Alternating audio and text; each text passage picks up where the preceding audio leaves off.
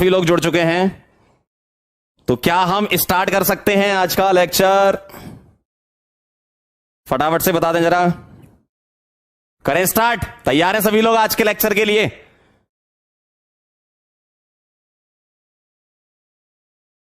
तैयार हैं सभी लोग? करें शुरू, करें स्टार्ट? चलो भाई, तो बेटा सॉलिड स्टेट वाला चैप्टर हम स्टार्ट करने जा रहे हैं। सॉलिड स्टेट वाला चैप्टर हम स्टार्ट कर रहे हैं। बहुत बढ़िया चैप्टर है, बहुत बड़ा नहीं है, छोटा चैप्टर है, जल्दी भी हो जाएगा। एक बात ध्यान से सुनना सभी लोग, जो मैं आपसे बोलना चाहता हूं, एक कंडक्टोमेट्रिक टाइट्रेशन वाला टॉपिक अपना रह गया था। नीट में एज सच कोई क्वेश्चन तो आया नहीं है, लेकिन टॉपिक आप पढ़ लोगे एक बार तो अच्छा रहेगा। तो मैं वेडनेसडे को रिकॉर्डेड फॉर्म में आपको कंडक्टोमेट्रिक टाइट्रेशन दे दूंगा, है ना, ताकि हमारा सिलेबस आगे बढ़ता रहे। क्योंकि कंडक्टोमेट्रिक टाइट्रेशन से क्वेश्चन आने के चांसेस बहुत ही कम है, मतलब बहुत ही कम, क्योंकि आज तक तो आया नहीं है नीट में। ठीक है, आईआईटी में जरूर आया, लेकिन नीट में आज तक क्वेश्चन नहीं आया। लेकिन एक बार छोटा सा ये 15-20 मिनट आधे घंटे में हो जाएगा आपका, तो मैं रिकॉर्ड करके आपको दे दूंगा, आप देख लेना एक बार उसको। ठीक, तो अब हम स्टार्ट करेंगे। सभी लोग रेडी? कॉपी पेन निकाल लिया? ठीक है, कॉपी पेन निकाल लिया। जितना मैंने इलेक्ट्रोकेमिस्ट्री पढ़ाया बेटा, बस उतना ही आपको पढ़ना है, उसी में से क्वेश्चन आएगा, बना देना एग्जाम में। अच्छे से रिवीजन करते रहना, ठीक है। चलो स्टार्ट करते हैं सॉलिड स्टेट का लेक्चर नंबर 1। और आज अपना थ्योरेटिकल लेक्चर होगा, क्योंकि सॉलिड स्टेट में सबसे पहले आपको बेसिक बेसिक चीजें कवर करनी पड़ेंगी, है ना। तो आज आपको कोई एनिमेशन नहीं दिखाया जाएगा, कोई है ही नहीं इसमें। बाकी हाँ, आगे आने वाले जैसे सिंपल क्यूबिक, बीसीसी, एफसीसी, उन सब में बेहतरीन एनिमेशन बन चुके हैं हमारे, हम आपको दिखाएंगे। ठीक है, नेक्स्ट लेक्चर से आपके स्टार्ट हो जाएंगे। तो टाइप्स ऑफ सॉलिड थोड़ा सा थ्योरेटिकल है। मैंने आपको बोला भी था कि आप केमिकल बॉन्डिंग में थोड़े फोर्सेस पढ़ के आना, आयनिक, कोवलेंट, ये सारा। तो आई होप आप सभी लोग पढ़कर आए होंगे। ठीक, चलो बेटा कॉपी पेन निकाल लो, स्टार्ट करते हैं। सबसे पहले अगर हम स्टेट्स ऑफ मैटर की बात करें, किसकी? स्टेट्स ऑफ मैटर की अगर हम बात करें, तो 3 टाइप से हम क्लासिफाई कर रहे हैं, सॉलिड, लिक्विड और गैस। इसमें हमें 2 चीजें डिस्कस करनी होती हैं। एक तो होता है इंटरमॉलिक्यूलर फोर्सेस के बारे में, किसमें ज्यादा होते हैं, किसमें कम होते हैं, और एक होता है इंटर एटॉमिक डिस्टेंस के बारे में, है ना। ठीक है, चलो ध्यान से देखना जरा। अगर मैं स्टेट्स ऑफ मैटर की बात करूं, तो सॉलिड में अगर मैं कंपेयर कर रहा हूं, ध्यान से देखना, इंटरमॉलिक्यूलर फोर्सेस, क्या कंपेयर करा रहा हूं?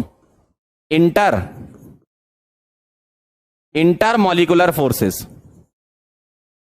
Intermolecular forces. तो आप बताओ जरा, सॉलिड, लिक्विड और गैस में किसमें इंटरमॉलिक्यूलर फोर्सेस सबसे ज्यादा होंगे? बोलो, फटाफट बोलो। हाँ, अरे मैं एकदम बढ़िया हूं, एकदम बेहतरीन हूं, आप बताओ। ठीक है, मैं एकदम बेहतरीन हूं। ठीक है, बताओ जरा किसमें सबसे ज्यादा होंगे, बोलो। अगर मैं इंटरमॉलिक्यूलर फोर्सेस की बात करूं बेटा, तो सॉलिड में इंटरमॉलिक्यूलर फोर्सेस होते हैं क्या? स्ट्रॉन्ग। क्योंकि यहां पर मॉलिक्यूल्स क्या होते हैं? पास पास। मॉलिक्यूल्स क्या होते हैं? पास पास। ठीक है, और अगर मैं गैस की बात करूं, तो मॉलिक्यूल्स दूर दूर होते हैं। इसका मतलब क्या बोलूंगा मैं? इसमें अगर स्ट्रॉन्ग है, स्ट्रॉन्ग फोर्सेस हैं, ठीक है, स्ट्रॉन्ग है, तो इसमें क्या होंगे? वीक फोर्सेस होंगे। क्यों? मॉलिक्यूल दूर दूर है। अगर मैं लिक्विड की बात करूं, ध्यान से देखना, अगर मैं लिक्विड की बात करूं, तो स्ट्रॉन्ग और वीक के बीच में होंगे, मतलब इंटरमीडिएट लिख देता हूं। क्या लिख देता हूं? इंटरमीडिएट। क्लियर है एकदम? बहुत बढ़िया बेटा, अरे क्या बात है, आज तो झमाझम पढ़ रहे हो। अब अगर मैंने पहला फैक्टर ले लिया इंटरमॉलिक्यूलर फोर्सेस, सेकंड फैक्टर के बारे में सुनना। अगर मैं आपसे बोलता हूं इंटरमॉलिक्यूलर डिस्टेंस, क्या? इंटरमॉलिक्यूलर डिस्टेंस, ध्यान से देखेंगे। आप मुझे बताएं इंटरमॉलिक्यूलर डिस्टेंस के बारे में बता दो जरा, फटाफट से बोलो, जल्दी से बोल दो। इंटरमॉलिक्यूलर डिस्टेंस के बारे में बात करेंगे, तो सॉलिड में क्या होते हैं? मॉलिक्यूल पास पास होते हैं। गैस में क्या होते हैं? मॉलिक्यूल दूर दूर होते हैं। ठीक है, तो अगर मॉलिक्यूल पास पास हैं, तो फोर्सेस स्ट्रांग है, इसका मतलब इंटरमॉलिक्यूलर डिस्टेंस क्या होती है? शॉर्ट, बहुत कम होती है। और इसमें क्या होती है? डिस्टेंस ज्यादा होती है। ठीक है, लॉन्ग लिख देता हूं, लॉन्ग डिस्टेंस। और इन दोनों के बीच में यह आ जाएगा कौन? Liquid, intermediate. बहुत बेसिक सी चीज है, आप सभी को पता है। ठीक है, फटाफट से इसको नोट करो, फिर आगे बढ़ते हैं। ठीक है, तो यहां डिस्टेंस क्या होती? मिनिमम, और यहां डिस्टेंस क्या होती? मैक्सिमम। बिल्कुल सही बात है, बहुत बढ़िया, क्या बात है, गजब। चलो भाई नोट करो, नोट करो, नोट तो करते जाओ भैया, नोट तो करना ही है। Very good very good very good, बहुत बढ़िया, वेरी नाइस। चलें आगे बढ़े, फटाफट से बोलो आगे बढ़े। एकता, एकांश, तनिष्क, प्रिंस, आर्यन, बहुत बढ़िया बेटा। चलो आगे बढ़ते हैं। अब अगर मैं बात करूं सॉलिड के बारे में, बहुत सिंपल से थ्योरेटिकल पॉइंट है ना, आप एक बार पढ़ोगे तो आपको समझ में आ जाएगा, जी हां ये सॉलिड के बारे में ही बोले जा रहे हैं, है ना। तो पढ़ लो जरा एक बार क्या कह रहे हैं। सॉलिड के बारे में बात करेंगे तो क्या कह रहे हैं, they have definite mass, volume and shape. ठीक है, पहला पॉइंट, सॉलिड ऐसे होते हैं। सेकंड है इंटरमोलिकुलर डिस्टेंस आर शॉर्ट, बहुत कम होते पास पास, तभी तो फोर्सेस स्ट्रांग होते बेटा, है ना। इंटरमोलिकुलर फोर्सेस आर स्ट्रांग, बहुत बढ़िया, अच्छी बात है, तो हमें अभी पता ही चल गया था, है ना। अगला देखो, there constituent particles have fixed position. क्यों, सॉलिड में फोर्सेस स्ट्रांग है ना, तो मॉलिक्यूल फिक्स रहेंगे ना, जो भी उसमें इन्वॉल्व होने, मॉलिक्यूल हो गया या कभी एटम भी हो सकते हैं आपके पास, है ना, तो वो फोर्सेस से जुड़े होंगे, आसानी से मूव नहीं कर पाएंगे। ठीक, क्लियर, अरे बहुत बढ़िया। अगला देखो, they are incompressible and rigid, strong होता है ना सॉलिड। अरे सॉलिड तो बहुत बहुत एग्जांपल है सॉलिड के, आप जिस फोन में देख रहे हो वो तो सॉलिड ही है ना फोन, बहुत सारे एग्जांपल हैं। ठीक है, ये भी सॉलिड हो गया, ठीक है, माइक हमारा सॉलिड हो गया, बोर्ड सॉलिड हो गया, तो आसानी से मूव नहीं करते हैं। ठीक, क्लियर है। हाँ, ऑसिलेट कर सकते हैं, बहुत बढ़िया, एक बच्चे ने लिखा है, रिया, क्या बात है रिया, क्या हो रिया, एकदम सही लिखा, ऑसिलेट कर सकते हैं लेकिन आसानी से मूव नहीं कर पाएंगे वो। मतलब आप ऐसा बोलो कि मॉलिक्यूल भागेंगे नहीं, बस सीधी सी बात है ना। क्लियर। आयंस भी हो सकते हैं, वेरी नाइस, एटम हो सकते, देखो कॉन्स्टिट्यूएंट पार्टिकल्स में आपको मॉलिक्यूल्स भी मिलेंगे, यहां पर देखना, आप आगे मॉलिक्यूलर सॉलिड पढ़ाऊंगा, आयनिक सॉलिड पढ़ाऊंगा तो आयंस भी मिलेंगे, एटम्स भी मिलेंगे, कोई दिक्कत नहीं है ना। ठीक, क्लियर। रिजिड का मतलब होता है फिक्स, है ना, रिजिड का मतलब फिक्स। एक कह रहा सर पत्थर, बिल्कुल सही, पत्थर भी सॉलिड है, क्या बात है, आज तुमने मुझे पहली बार बताया कि पत्थर सॉलिड है, आज मुझे बहुत ये जानकर खुशी हुई कि पत्थर सॉलिड होता है, वेरी गुड, थैंक यू बेटा। चलो आगे बढ़े, नोट करो इसको, पहले लिखते जाओ, देखो लिखते जाओगे तो सीख जाओगे, बहुत बड़ा चैप्टर तो है नहीं, छोटू सा चैप्टर है, जितनी चीजें पढ़ाऊंगा उसी में से क्वेश्चन आता है, कर लेना और क्या। ठीक है, चलें आगे बढ़े। हाँ, एक बच्चे ने पूछा थर्मल एनर्जी, बहुत बढ़िया सवाल है। देखो ये आपने गैसियस स्टेट क्लास 11th में थर्मल एनर्जी से कनेक्ट करके, अगर इंटरमोलिकुलर फोर्सेस ज्यादा हैं इसका मतलब सॉलिड की तरफ आप जा रहे हो। थर्मल एनर्जी ज्यादा है मतलब थर्मल एनर्जी का बेसिक सिग्निफिकेंस क्या है, थर्मल एनर्जी का मतलब बेटा ये होता है मूवमेंट ऑफ पार्टिकल्स, चाहे वो एटम हो, आयंस हो या फिर मॉलिक्यूल्स हो। तो अगर मैं बोलूं थर्मल एनर्जी ज्यादा है, इसका मतलब आप ये समझ लो कि आप मॉलिक्यूल को एनर्जी दे रहे हो, और अगर एनर्जी दे रहे हो इसका मतलब मॉलिक्यूल दूर दूर जाएंगे, इसका मतलब थर्मल एनर्जी ज्यादा का मतलब आप किधर जा रहे हो, गैस की तरफ जा रहे हो, और इंटरमोलिकुलर फोर्सेस ज्यादा का मतलब आप सॉलिड की तरफ जा रहे हो, है ना। क्लियर, क्लियर है। चलो बहुत बढ़िया बेटा, ठीक है। क्या मैं आगे बढ़ सकता हूं, क्या मैं आगे बढ़ सकता हूं, जल्दी से बताएं। एक कह रहा sir my brain is solid. बेटा तुम्हारा दिमाग सॉलिड है, एकदम फिक्स रहता है। चलो आगे बढ़े, ठीक है, चलो आगे बढ़ते हैं, धीमे धीमे चलते जाओ। अब अपन चलते हैं टाइप्स ऑफ सॉलिड में। सॉलिड के टाइप की अगर मैं बात करूं, ये वाला बेटा बोर्ड में बहुत इंपॉर्टेंट है, ये डिफरेंस याद करके जाना, आ जाएगा, सीधा कर देना आप, जो मैं लिखवा रहा हूं वही पॉइंट लिख देना, ठीक। और कंपटीशन में इससे रिलेटेड ऑब्जेक्टिव क्वेश्चन बनते हैं, वो मैं करवाऊंगा आपको, है ना। चलो बेटा ध्यान से देखना जरा, क्रिस्टलाइन और अमोर्फस में क्लासिफाई कर रहे हैं हम सॉलिड को, किसमें, क्रिस्टलाइन और अमोर्फस। क्रिस्टलाइन का मतलब क्या है, क्रिस्टलाइन का मतलब यह है कि जहां पर कॉन्स्टिट्यूएंट पार्टिकल्स, चाहे वो आयंस हो, एटम्स हो या मॉलिक्यूल्स हो, उसका रेगुलर अरेंजमेंट होता है। कैसा होता है, रेगुलर अरेंजमेंट। तो अगर रेगुलर अरेंजमेंट है तो वो क्या होता है, क्रिस्टलाइन, और अगर इर्रेगुलर अरेंजमेंट है तो वो क्या होता है, अमोर्फस।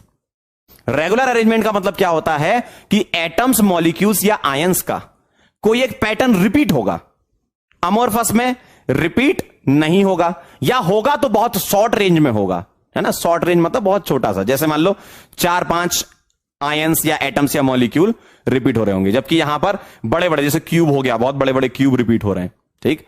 आगे मैं आपको सिंपल क्यूबिक बीसीसी वगैरह बताऊंगा तो और क्लियर समझ में आ जाएगा, है ना। तो रेगुलर शेप होता है, इधर क्या होता है, इर्रेगुलर शेप होता है। अब ध्यान से देखना, सेकंड पॉइंट है हैव शार्प मेल्टिंग पॉइंट।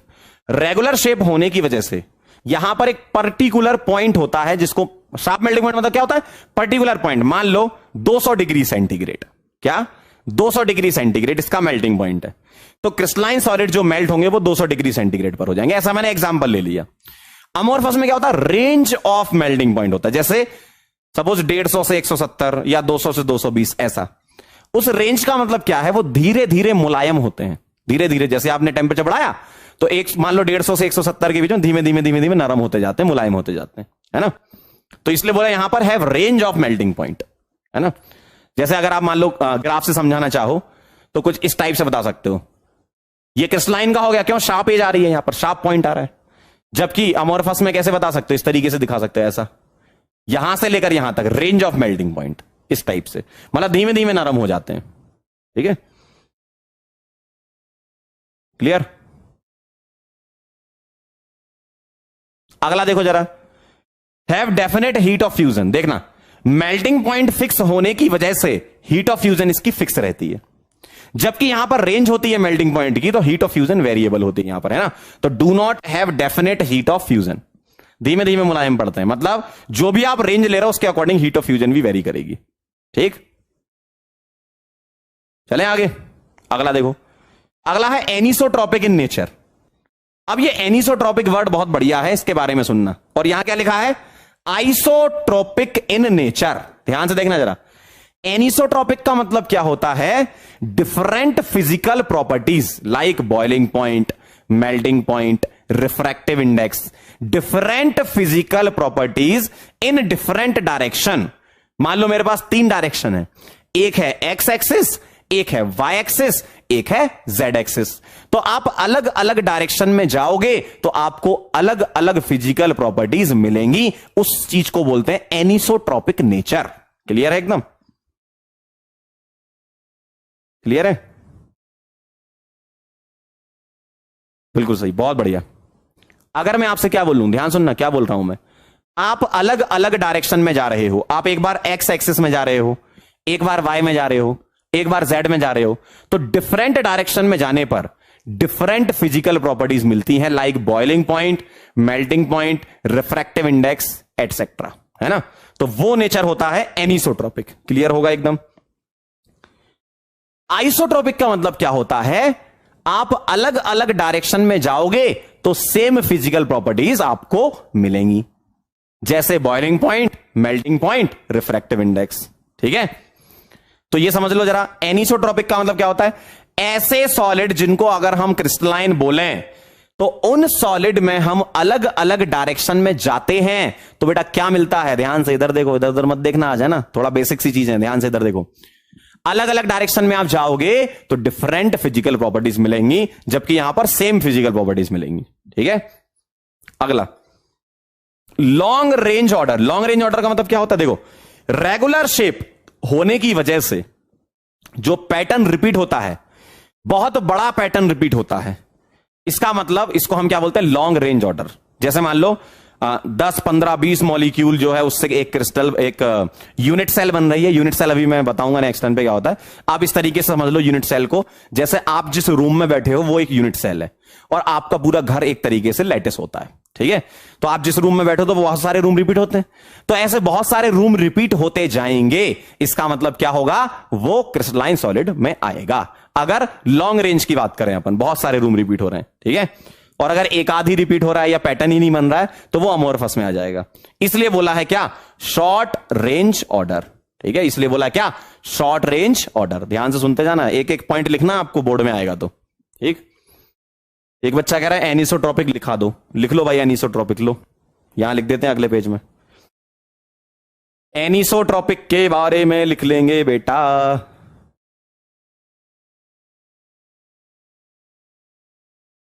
लिख लो एनिसोट्रॉपिक के बारे में। एनिसोट्रॉपिक क्या होता है, different physical properties, different physical properties बेटा ध्यान से देखना, डिफरेंट फिजिकल प्रॉपर्टीज इन different direction, different physical properties इन डिफरेंट डायरेक्शन। एक बच्चा कह रहा है only 2 rooms in my house, तो आप बेटा अमोर्फस हो। ठीक है, अगला देखो जरा, अगर मैं आइसोट्रोपिक की बात करूं, एनिसोट्रोपिक और आइसोट्रोपिक, तो आइसोट्रोपिक क्या होता है? Same physical properties, same physical properties इन डिफरेंट डायरेक्शन। मैं आपको एक एग्जांपल से और समझाता हूं। जैसे ग्रेफाइट होता है, आप लोगों ने, सब लोगों ने सुना होगा, है ना? ग्रेफाइट जो होता है, ग्रेफाइट, ध्यान सुनना, ग्रेफाइट आपने सुना होगा, लेयर्ड स्ट्रक्चर होता है, 2 डायमेंशनल लेयर्ड स्ट्रक्चर, जानते हो आप ग्रेफाइट के बारे में, है ना? तो अगर मैं ग्रेफाइट के बारे में बात करूं तो एक फिजिकल प्रॉपर्टी होती है जिसको बोलते हैं कंडक्टिविटी। तो अगर मैं कंडक्टिविटी की बात करूं तो वो अलोंग द लेयर ज्यादा होती है, अलोंग द लेयर मतलब एक ही लेयर में ज्यादा होती comparison to across the layer. तो आप अलग अलग डायरेक्शन में जा रहे हो, अक्रॉस द लेयर मतलब मान लो 2 लेयर हैं, जैसे सपोज मेरे पास 2 लेयर हैं, कैसे बताऊं, ऐसा मान लो थोड़ी देर के लिए, देखना ध्यान से, है ना? ग्रेफाइट एक लेयर ये हो गई ग्रेफाइट की, एक इसको भी मान लो दूसरी लेयर, है ना? है नहीं मेरे पास दूसरी कॉपी मान लो, 2 कॉपियां है ना? तो अगर मैं एक ही लेयर में चलूं, मान लो मैं इस लेयर में चलता हूं, तो इस लेयर में कंडक्टिविटी ज्यादा होगी, और ऊपर से नीचे आऊंगा तो कंडक्टिविटी कम होती है। इसका मतलब अलग अलग डायरेक्शन में जाने पर अलग अलग फिजिकल प्रॉपर्टी होंगी, तो वो क्या होगा? एनिसोट्रोपिक। इसका मतलब बेटा ग्रेफाइट एनिसोट्रोपिक नेचर का होता है। इस टाइप से और भी सॉलिड्स होते हैं, है ना?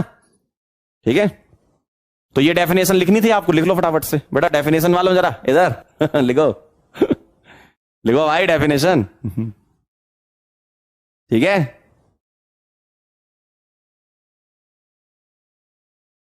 क्लियर?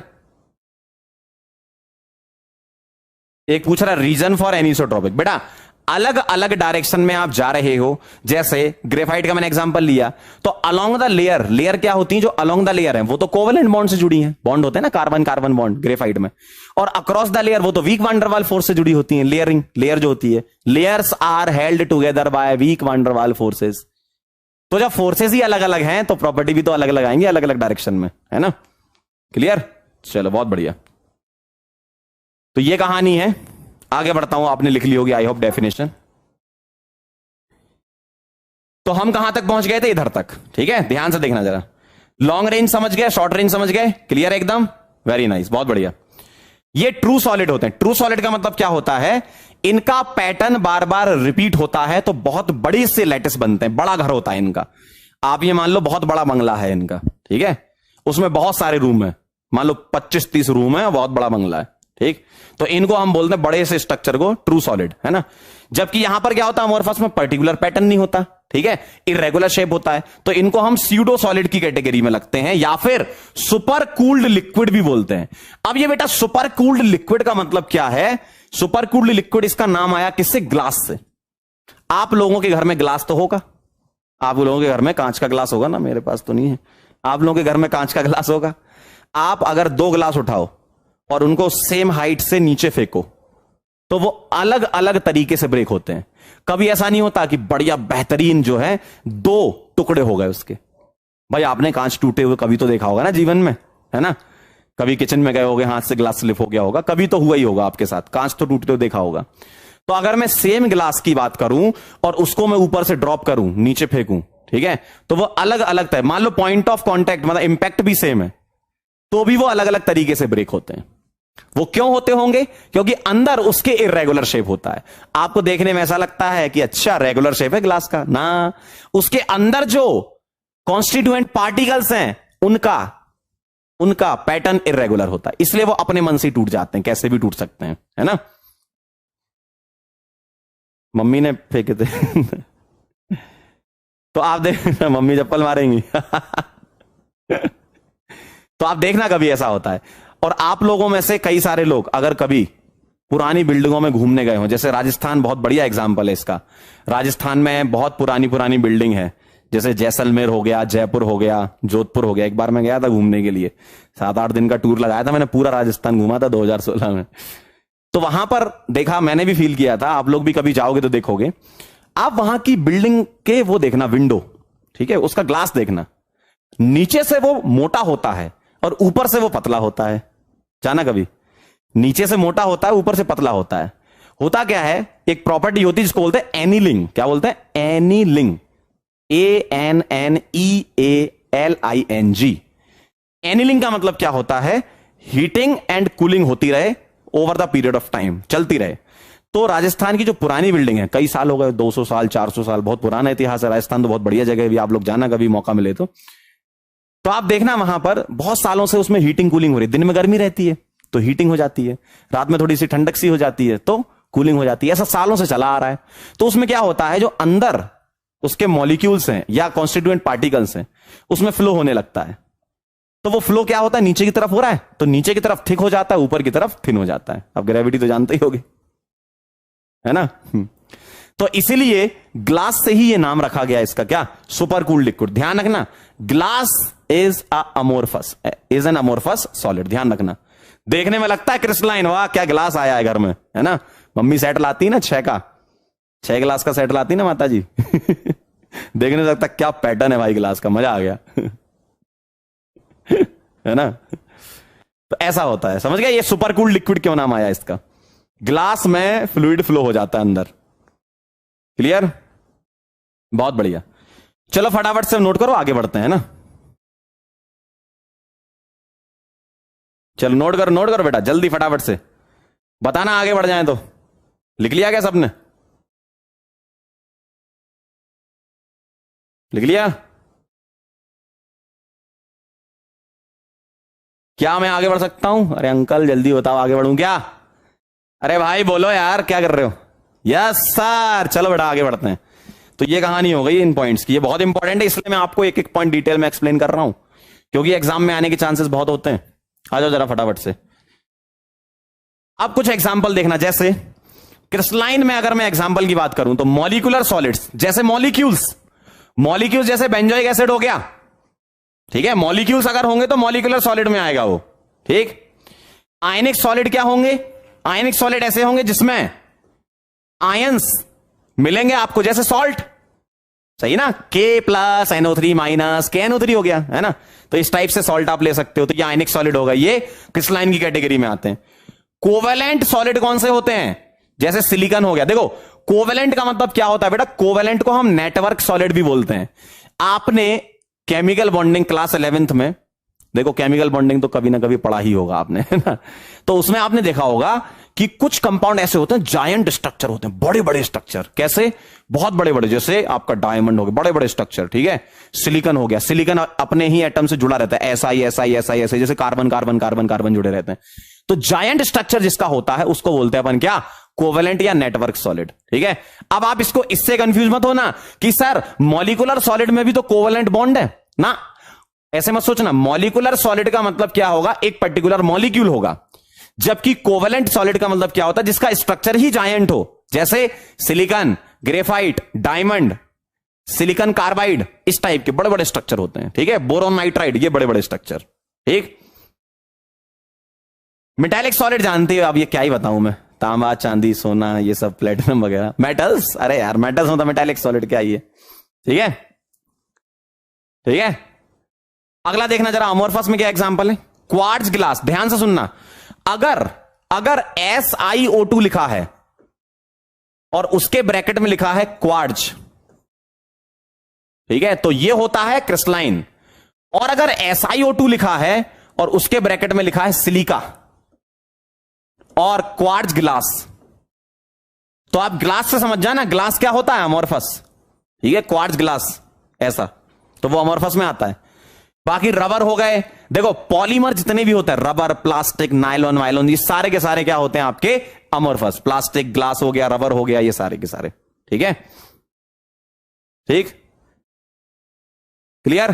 तो ये कुछ एग्जांपल्स हैं, आपको ध्यान रखने पड़ेंगे। डायरेक्ट पूछ सकते हैं आपसे, which of the following is amorphous solid, ठीक है, तो ये ध्यान रखना एग्जांपल। क्लियर? अब एक बहुत बेहतरीन लाइन लिखी एनसीईआरटी में। क्या लाइन लिखी एनसीईआरटी में बेटा? देखो, ठीक है, क्लियर एकदम, बहुत बढ़िया। क्वार्ट्ज होता है बेटा SiO2 देखा है ना आप लोगों ने? अरे यार S I, O S I, O O साई, ओ ओ ओ ओ साई, ऐसे जुड़ा रहता है ना। अरे यार ये नहीं जानते एस आई ओ टू, ठीक है, ऐसा है। क्लियर है एकदम। एक बच्चा कह रहा वुड क्या होता है, बेटा वुड होता है अमोर्फस, ठीक है, क्लियर। चलो भाई आगे बढ़े।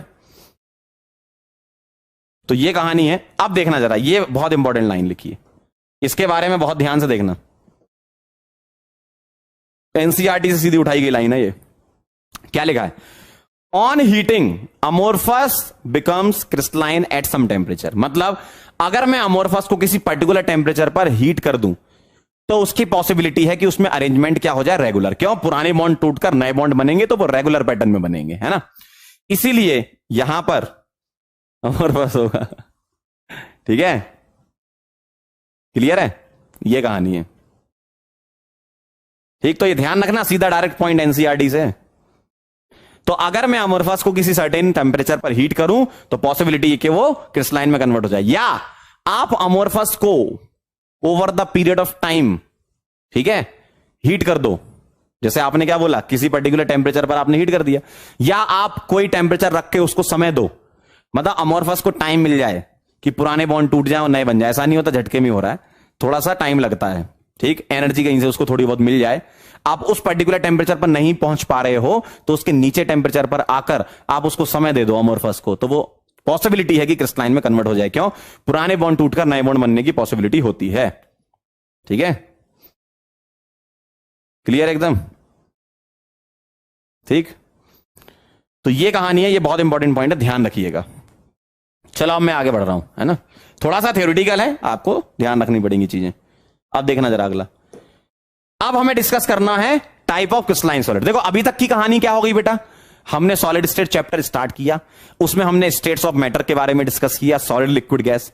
फिर हमने सॉलिड के बारे में समझा, उसकी कैरेक्टरिस्टिक देखी। फिर हमने सॉलिड को क्लासिफाई किया क्रिस्टलाइन, अमोर्फस में। अब हम क्रिस्टलाइन के अंदर जा रहे हैं, ठीक है। अब हम क्रिस्टलाइन के अंदर जा रहे हैं, ठीक है। अब हम क्रिस्टलाइन के अंदर जा रहे हैं। एक बच्चा पूछ रहा है क्या टेम्परेचर होगा?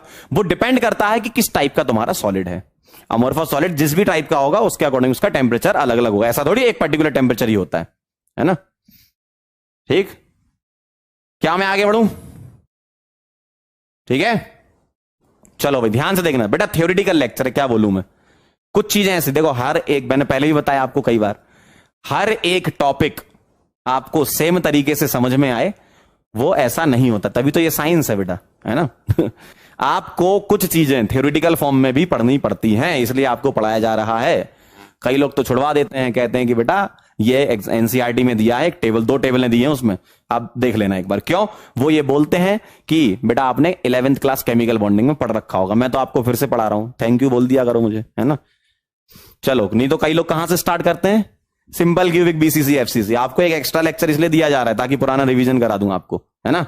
चलो ध्यान से देखना जरा क्या कहना है। अगर मैं क्रिस्टलाइन सॉलिड की बात करूं, ठीक है, क्रिस्टलाइन सॉलिड की बात करूं तो इसमें सबसे पहला डिस्कस कर रहा हूं मॉलिक्यूलर, ठीक है। कौन कौन से हैं? मॉलिक्यूलर, आयनिक, कोवेलेंट और मेटेलिक, ये 4 हैं। और ये चारों आपने केमिकल बॉन्डिंग में पढ़ रखे हैं, लेकिन फिर भी मैं आपको पढ़ा रहा हूं क्योंकि इससे क्वेश्चन आएगा तो आप बना लेना, रिवीजन भी हो जाएगा आपका, है ना। बोल दिया, थैंक यू, बहुत बढ़िया बेटा। चलो देखना जरा, मॉलिक्यूलर सॉलिड की अगर मैं बात करूं तो उसमें अलग अलग कैटेगराइज किए, क्या?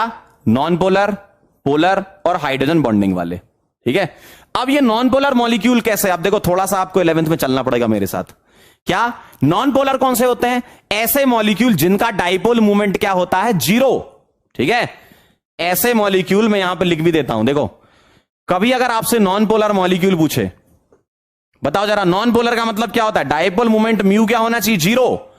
और बेटा पोलर का मतलब क्या होता है? म्यू क्या होना चाहिए? Non zero. म्यू क्या होता है? Dipole movement. और यहां क्या है? ये भी डाइपोल मूवमेंट।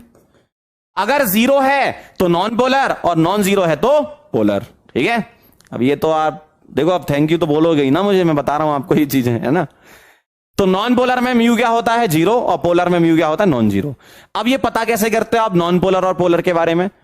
डायपोल मूवमेंट आपको फिर पता होना चाहिए, है ना। अब वो मैं डिटेल में नहीं पढ़ाऊंगा आपको, क्योंकि फिर वो एक लेक्चर 2 लेक्चर तो डायपोल मूवमेंट में लग जाएंगे आपके, वो 11th क्लास का टॉपिक है ना। बस मैं कनेक्ट करके बता रहा हूं आपको, है ना। तो म्यू अगर 0 है तो नॉन पोलर, म्यू नॉन 0 है तो पोलर। आ जाओ जरा वापस। यहां पर कॉन्स्टिट्यूएंट पार्टिकल्स क्या होंगे बताओ। अगर कोई मॉलिक्यूल बन रहा है, ठीक है, तो कॉन्स्टिट्यूएंट पार्टिकल्स हम यहां पर बोलते हैं कि मॉलिक्यूल्स होंगे, ठीक है। कॉन्स्टिट्यूएंट पार्टिकल क्या होंगे, मॉलिक्यूल्स होंगे। और मॉलिक्यूल्स कैसे बना होता है, एटम्स से मिलकर बना होता है, ठीक है। तो यहां मॉलिक्यूल्स होंगे। फोर्सेस क्या होंगे, फोर्सेस क्या होंगे देखो जरा। मॉलिकुलर सॉलिड में कौन कौन से फोर्सेस होते हैं, डाइपोल डाइपोल। अब चलो वीक वांडरवाल फोर्सेस में चलो, dipole dipole, dipole induce dipole, induce dipole, induce dipole, याद करो जरा, ठीक है। Van der Waal, London force, dispersion force, IDP IDP वाला, है ना। तो नॉन पोलर कौन सा होगा जिसमें फोर्स कौन से होंगे, आईडीपी आईडीपी आईडीपी, मतलब इंड्यूस डाइपोल इंड्यूस डाइपोल।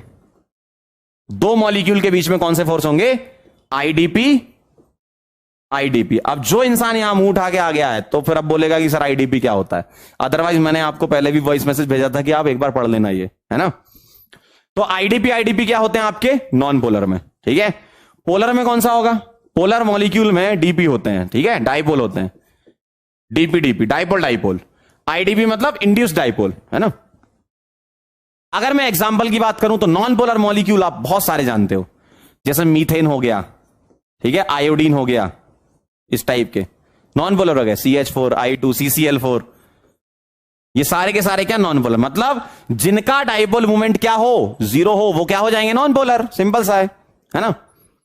अगर डीपीडीपी की बात करूं तो डीपीडीपी में मॉलिक्यूल्स होते हैं और फोर्स क्या होगा यहां पर, पोलर वाले में डीपीडीपी फोर्स होगा। अब कोई भी पोलर आप लिख लो, जैसे पोलर में मैं लिख देता हूं मान लो HCl, तो 2 HCl के मॉलिक्यूल में कौन सा फोर्स लगेगा, डाइपोल डाइपोल लगेगा, है ना। इस तरीके से और लिख सकते हो, CHCl3, ये सब डाइपोल फोर्स होते हैं, है ना, ETC।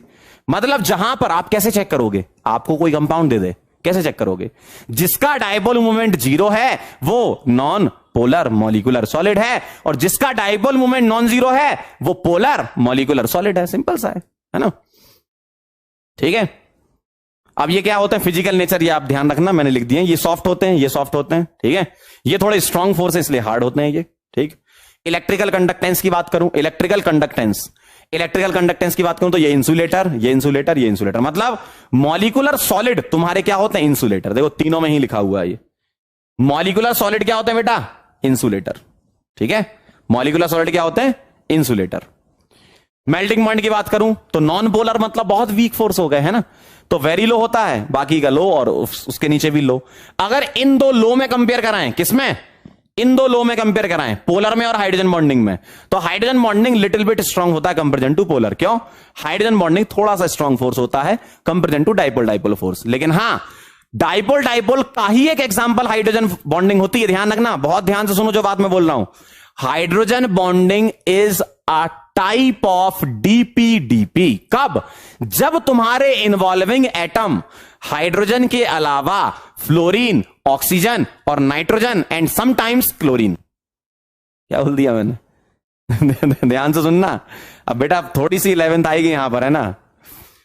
हाइड्रोजन बॉन्डिंग, ध्यान से एक बार फिर सुनो, hydrogen bonding is a type of dipole dipole force. कब, जब हाइड्रोजन के साथ फ्लोरीन, ऑक्सीजन, नाइट्रोजन और sometimes chlorine and carbon also, है ना। क्लोरीन कार्बन में भी एक दो एग्जांपल होते हैं जहां पर हाइड्रोजन बॉन्डिंग होती है, जैसे क्लोरोफॉर्म के साथ एसीटोन हाइड्रोजन बॉन्डिंग करता है, आपने सॉल्यूशन चैप्टर में पढ़ा था, है ना। और क्लोरीन एक जगह और करता है, जैसे ऑर्थोक्लोरोफिनॉल। तो ये कुछ एग्जांपल होते हैं जो hydrogen bonding fluorine, oxygen, nitrogen के अलावा वाले एटम करते हैं, जैसे क्लोरीन और कार्बन भी करते हैं। तो hydrogen bonding is a type of DPDP force, ध्यान रखना, ठीक है। क्लियर, क्लियर है, आगे बढ़े। अब ये हाइड्रोजन बॉन्ड क्या होते हैं, इससे स्ट्रांग होते हैं, ठीक है। तो हाइड्रोजन बॉन्डिंग में क्या होता है, यहां पर हाइड्रोजन बॉन्ड लिख देता हूं मैं फोर्स के बारे में, ठीक है। तो ये थोड़ा अलग टाइप का, ध्यान से देखना। फोर्स क्या है, क्या है यहां पर, हाइड्रोजन बॉन्ड। और हाइड्रोजन बॉन्ड बेटा एक तरीके का डाइपोल फोर्स ही तो है, लेकिन फ्लोरीन, ऑक्सीजन और नाइट्रोजन, है ना, और sometimes chlorine and carbon also. Examples की बात करें तो आप जानते हो, H2O हाइड्रोजन बॉन्डिंग होती है, HF फ्लोरीन आ गया, अमोनिया, इस टाइप के। ठीक है, बाकी हार्ड होते हैं इंसुलेटर और मेल्टिंग पॉइंट लो होता है, लेकिन इन दो लो में कंपेयर करो तो इसका थोड़ा सा ज्यादा। क्लियर है एकदम? चलो नोट करो, इसको लिख लो बेटा, थोड़ा सा आपको ध्यान रखना पड़ेगा, ये है ना, ये छोटी छोटी सी चीजें हैं, लिख लो एक बार फटाफट से। ठीक है, तो ये मॉलिक्यूलर सॉलिड के बारे में मैंने आपको बता दिया।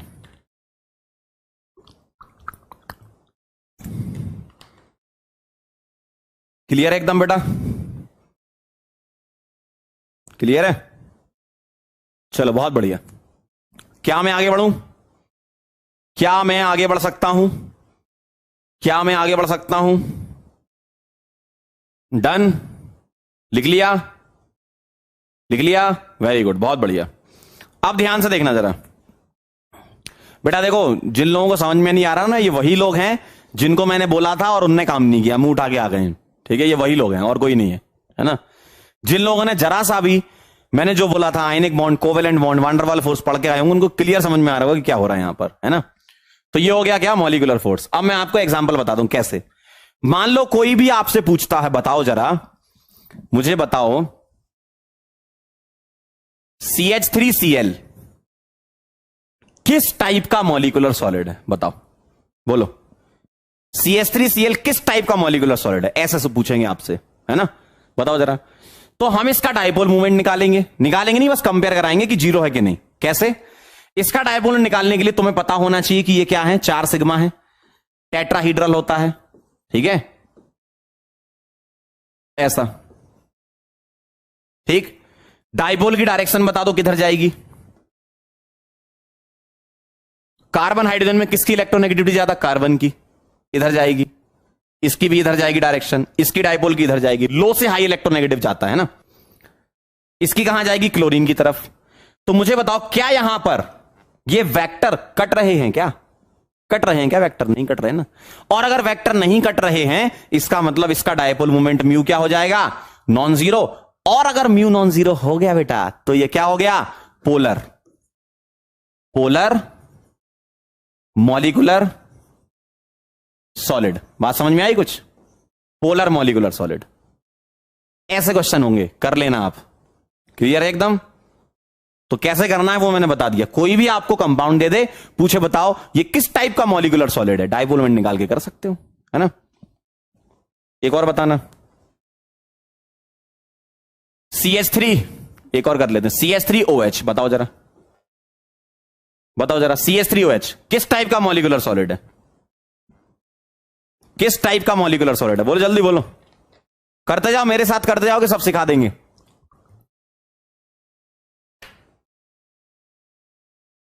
किस टाइप का मॉलिक्यूलर सॉलिड है? बताओ बताओ बताओ, किस टाइप का? CH3OH। कैसा दिखता CH3OH?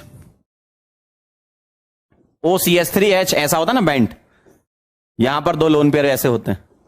तो इसका वेक्टर कटेगा क्या? आपको दिख रहा है कुछ ना कुछ बॉन्ड एंगल तो है ना, वेक्टर नहीं कटेगा। इसका मतलब मैं डायरेक्टली लिख सकता हूं क्या? Mu non zero.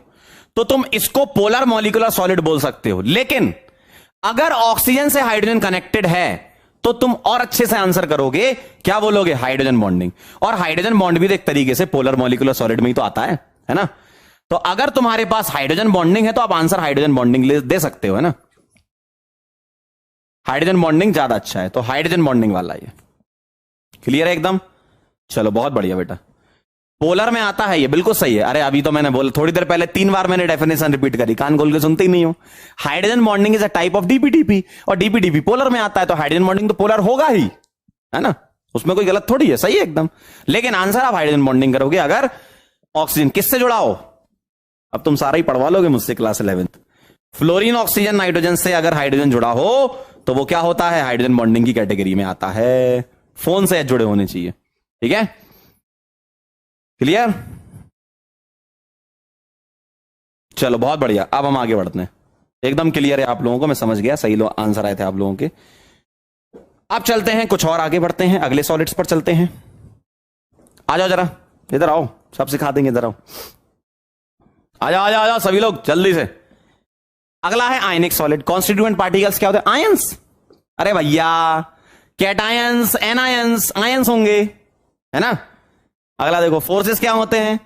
इलेक्ट्रोस्टैटिक, भाई आयन के बीच में क्या होगा, इलेक्ट्रोस्टैटिक, इलेक्ट्रोस्टैटिक्स फोर्स। जैसे एग्जांपल देखो क्या लिखे, NaCl, ये सब आयंस ही तो हैं, Na+Cl- Mg2+ O2 नेगेटिव, है ना, Zn2+ S2 negative, Ca2+ F negative. Cation और एनायन होंगे। आयंस के बारे में, आयनिक के बारे में आप जानते हो, हार्ड और ब्रिटल नेचर के होते हैं, और सॉलिड स्टेट में इंसुलेटर होते हैं। ध्यान सुनना, ionic compounds are insulator, act as insulator, ठीक है। तो आयनिक कंपाउंड क्या होते हैं, इंसुलेटर होते हैं। बट कंडक्टर इन मॉल्टन और एक्वा सॉल्यूशन, पानी में डाल दो इसको, या इसको मॉल्टन स्टेट में ले जाओ या फ्यूज स्टेट में ले जाओ, तो आयंस के फ्लो की वजह से कंडक्टिविटीज में आ जाती है, कंडक्टेंसेस में आ जाती है, ठीक है, क्लियर। और मेल्टिंग पॉइंट इनका हाई होता है, क्यों, आयनिक सॉलिड क्या होता है, बड़ा सा स्ट्रक्चर बनाता है, ठीक है। और इसी के बारे में हमें सॉलिड स्टेट पूरा चैप्टर पढ़ना है, आयनिक सॉलिड के बारे में, ठीक है। तो ये इंसुलेटर सॉलिड फॉर्म में क्यों होते हैं, क्योंकि सॉलिड फॉर्म में ये एक दूसरे से इलेक्ट्रोस्टैटिक फोर्स से बंधे होते हैं, ठीक है ना। सॉलिड स्टेट में ये एक दूसरे से इलेक्ट्रोस्टैटिक फोर्स के फॉर्म में बंधे होते हैं, जबकि जैसे ही तुम इसको फ्यूज स्टेट में ले गए तो आयन सेपरेट हो गए, पानी में डाल दिया तो आयन सेपरेट हो गए, है ना। तो आयंस के फ्लो की वजह से हो जाता है ऐसा, ठीक। मेल्टिंग पॉइंट हाई होता है क्योंकि स्ट्रॉन्ग फोर्स होते हैं, मतलब बंधे होते हैं इलेक्ट्रोस्टैटिक फोर्स से, ठीक है। तो ये हो गया आपका आयनिक। अब चलते हैं मेटेलिक पर। मेटेलिक में कॉन्स्टिट्यूएंट पार्टिकल्स क्या होते हैं, मेटल होते हैं इसमें कॉन्स्टिट्यूएंट पार्टिकल, ठीक है। एटम्स लिख सकते हो आप, एटम्स, है ना। फोर्सेस क्या होता है, मेटेलिक बॉन्ड, फोर्सेस क्या होता है, मेटेलिक बॉन्ड। अब ये मेटेलिक बॉन्ड क्या होता है बेटा, आपको इसको डिटेल में अगर पढ़ना है तो आप पढ़ सकते हो, आप कहीं से देख लो, अवेलेबिलिटी है आपके पास, यूट्यूब जिंदाबाद, है ना, कहीं से भी पढ़ो, लेकिन पढ़ लेना। थोड़ा सा आइडिया आपको देता हूं क्या पढ़ना है। इलेक्ट्रॉन सी मॉडल, ठीक है, अगर आपको ज्यादा जानकारी चाहिए तो, कि मेटेलिक बॉन्ड कैसे होते हैं, इलेक्ट्रॉन सी मॉडल होता है, ठीक है, इसको आप पढ़ना। ज्यादा डिटेल में तो मैं नहीं बताऊंगा, क्योंकि फिर सॉलिड स्टेट में 10-20 लेक्चर लग जाएंगे क्योंकि 11th का टॉपिक है, पढ़ लेना है ना। तो मेटेलिक बॉन्ड क्या होते हैं, इसमें मेटल्स के अंदर बॉन्ड होते हैं, ठीक है, इतना बस काफी है सॉलिड स्टेट चैप्टर में। हार्ड होते हैं ये, ठीक है, मैलिएबल और डक्टाइल होते हैं, ये आप जानते हो, शीट्स में कन्वर्ट कर सकते हो, वायर में कन्वर्ट कर सकते हो, ठीक है। और सॉलिड हो चाहे मॉल्टन हो, कंडक्टर की तरह काम करते हैं। मेटल, भाई कई लोगों को करंट भी तो लगा होगा, याद है बचपन में करंट लग गया था तुम्हें छूने से, भाई मेटल वायर, ठीक है। तो ये सब क्या होते हैं, कंडक्टर होते हैं ड्यू टू इलेक्ट्रॉन फ्लो। ये कंडक्टर होते हैं ड्यू टू आयन के फ्लो की वजह से। ध्यान से सुनना जरा, जो बात मैं बोल रहा हूं, आयनिक कंपाउंड अगर मैं पानी में डालूं या मॉल्टन स्टेट में ले जाऊं तो ये आयंस के फ्लो की वजह से कंडक्टर होते हैं, जबकि मेटल होते हैं due to free electrons movement की वजह से कंडक्टर होते हैं। ध्यान रखना, ठीक है। कह रहे हैं 11th बर्बाद हो गई, अरे तो 11th बर्बाद हो गई तो पढ़ो भैया, टाइम निकालो, रिवीजन करो, यूट्यूब जिंदाबाद, आपके पास अवेलेबिलिटी है ही, सब चीजें हैं आपके पास। मेल्टिंग पॉइंट की बात करें तो क्या हो गया, हाई। मेल्टिंग पॉइंट क्या हो गया आपका, हाई, ठीक है, ध्यान रखना, ठीक है, क्योंकि मेटल एक दूसरे से बंधे होते हैं, किस फोर्स से, मेटालिक बॉन्ड से, ठीक है। चलें आगे बढ़े, चलो इसको नोट करो फिर आगे बढ़ते हैं। अब मेटल्स तो आपको पता ही है ना, एक कह रहा सर एग्जांपल बता दो भाई तुमको मेटल्स के भी एग्जांपल चाहिए लिख लो, तांबा चांदी सोना आयरन मैग्नीशियम लो, ईटीसी जरूर लिख लेना मेरी तरफ से, ईटीसी जिंदाबाद चलो भाई लिखो, नोट कर लो इसको फटाफट से, लिखो लिखो।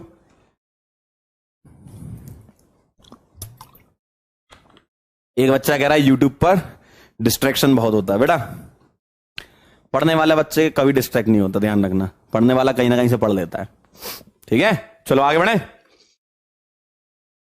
चलो आगे बढ़ते, नोटेड, यस सर। अब आगे बढ़ा जाएगा, अब आगे बढ़ेंगे हम, आगे चलेंगे, आ जाओ। अगला है कोवेलेंट या नेटवर्क सॉलिड। क्या बेटा, कोवेलेंट या नेटवर्क, बड़े बड़े स्ट्रक्चर, कैसे बड़े बड़े स्ट्रक्चर, कैसे बड़े बड़े, बहुत बड़े बड़े, जैसे ग्रेफाइट, कितने बड़े बड़े स्ट्रक्चर थे, डायमंड एक दूसरे जुड़ा हुआ, कार्बन कार्बन कार्बन कार्बन, दैक कार्बन, दमादम कार्बन, ठीक है। सिलिकॉन एक दूसरे जुड़ा, silicon silicon silicon silicon, SiC silicon carbon से जुड़ा बहुत बड़ा स्ट्रक्चर है ऐसा। तो जितने बड़े बड़े स्ट्रक्चर होते हैं वो सारे कैसे, देखो कितने अच्छे अच्छे लिखे मैंने, है ना। कॉन्स्टिट्यूएंट पार्टिकल्स यहां क्या होते हैं, एटम्स भी हो सकते हैं आपके, है ना। जैसे फोर्स के बारे में बात करें तो क्या होगा, कोवेलेंट बॉन्ड होंगे, एक दूसरे से जुड़े होंगे। जैसे देखो SiO2 जो क्वार्ट्ज वाला है, तभी तो वो किस लाइन में आया, ध्यान रखना। SiO2 के ब्रैकेट में क्वार्ट्ज लिखना पड़ेगा, जिसमें तुम्हारा ऐसा जुड़ा होता है, साई ओ साई ओ साई, इस तरीके से ओ ओ ओ ओ ओ ओ, इस टाइप से। देखो बड़ा बड़ा स्ट्रक्चर, बहुत बड़ा स्ट्रक्चर, ठीक है।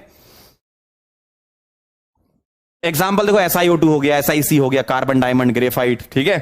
आप इसमें एक और ऐड कर सकते हो, सिलिकॉन भी आपस में जुड़ा होता है, ETC इस टाइप के, एल्यूमिनियम नाइट्राइड, ये सारे के सारे क्या होते हैं, बड़े बड़े स्ट्रक्चर होते हैं, हार्ड होते हैं ये, ठीक है। लेकिन सिवाय इसके ध्यान रखना, जो ग्रेफाइट है ना, ये तुम्हारा सॉफ्ट होता है, ध्यान रखना। क्यों सॉफ्ट होता है, due to weak van der Waals forces, ये। और ग्रेफाइट कंडक्टर भी होता है, बाकी सब क्या होता है, इंसुलेटर, ध्यान रखिएगा। ग्रेफाइट थोड़ा सा डिफरेंट है, क्यों, ग्रेफाइट जो है वो इलेक्ट्रॉन का मूवमेंट होता है उसमें, उस वजह से इलेक्ट्रिसिटी कंडक्ट होती है ना। तो सॉफ्ट होता है ग्रेफाइट, लेयर होता है ना, layer structure, week van der वाल फोर्स। सर ये पता था, अरे बेटा तो एक बार हमको भी पढ़ा लेने दो, जिनको नहीं पता उनको पता चल जाएगा। कंडक्टर होता है ये, है ना, बाकी तो आप जानते हो। नोट करो इसको फटाफट से, नोट किया जाए सर, ठीक है, ठीक है। एक बच्चा कुछ लिख रहा था लेकिन मैं पढ़ नहीं पाया, SiO2 के बारे में कुछ लिखा था उसने,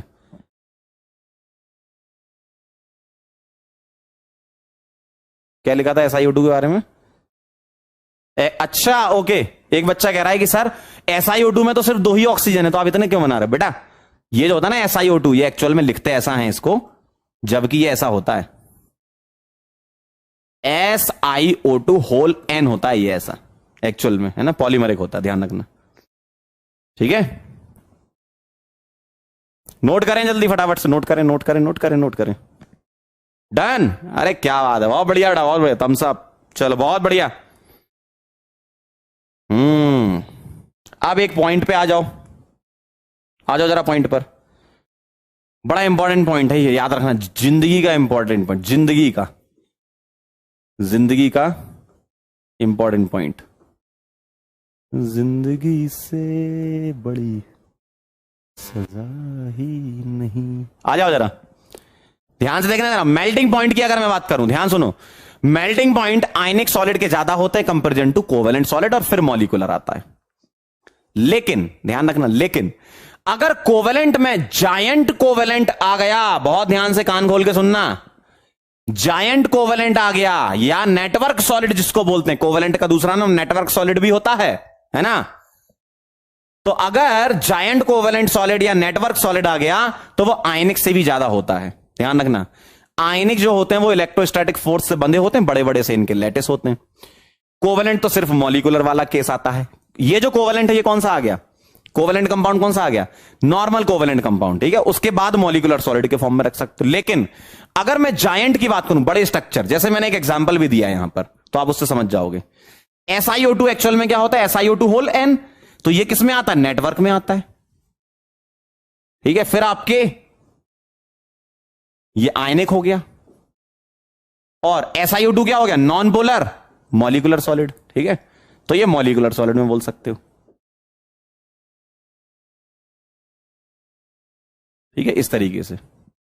तो ये ध्यान रखना, आपने बचपन में ये पढ़ा था, क्लास 11th में आपने इतना पढ़ा था।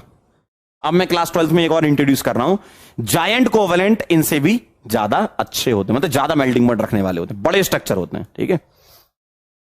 एक बच्चा कह रहा व्हाट इज लैटिस, बेटा लैटिस का मतलब होता है आपका पूरा घर वो लैटिस है, और आप जिस रूम में बैठे हो वो एक यूनिट सेल होती है। जैसे इस रूम में मैं पढ़ा रहा हूं, ये एक यूनिट सेल है जिस रूम में मैं पढ़ा रहा हूं, मेरा पूरा घर क्या है, लैटिस है ना, ठीक है। तो ये ध्यान रखना, एक इंट्रोड्यूस कर दिया मैंने ऐसा, बचपन में आपने ये पढ़ा था, लेकिन कोवेलेंट में भी नेटवर्क आ जाए तो सबसे बड़ा, ठीक। अब आगे देखो, ग्रेफाइट के बारे में एक पॉइंट है और डायमंड के बारे में पॉइंट है। क्या? Graphite good thermal as well as electrical conductor, जबकि डायमंड गुड थर्मल कंडक्टर है बट इलेक्ट्रिकल इंसुलेटर है। अब ध्यान से सुनना, इधर अगर मैं आपसे बोलूं, बहुत ध्यान सुनना बात को, थर्मल कंडक्टिविटी कैसे पता चलेगी, थर्मल कंडक्टर और इलेक्ट्रिकल कैसे पता चलेगा, ध्यान सुनना। ग्रेफाइट में फ्री इलेक्ट्रॉन का मूवमेंट होता है, तो फ्री इलेक्ट्रॉन के मूवमेंट की वजह से इलेक्ट्रिकल कंडक्टिविटी आती है। करंट लगता है ना आपको, पेंसिल आपने छुई होगी बचपन में, है ना, लग जाता है। लेकिन डायमंड में तो फ्री इलेक्ट्रॉन होता ही नहीं है, और अगर डायमंड में फ्री इलेक्ट्रॉन नहीं होता है तो इलेक्ट्रिकल तो कंडक्टिविटी दिखाएगा नहीं। इसका मतलब graphite electrical conductor due to the movement of free electron, जबकि डायमंड इलेक्ट्रिकल इंसुलेटर होता है। बात क्लियर? अब ध्यान से सुनना, थर्मल कंडक्टिविटी कैसे चेक करोगे? मान लो आपने किसी एक कंपाउंड को हीट किया, अगर वो कंपाउंड जायंट है, बड़ा स्ट्रक्चर है, तो बॉन्ड के थ्रू हीट ट्रांसफर हो जाएगा, मतलब वो कंपाउंड धीमे धीमे गर्म हो जाएगा।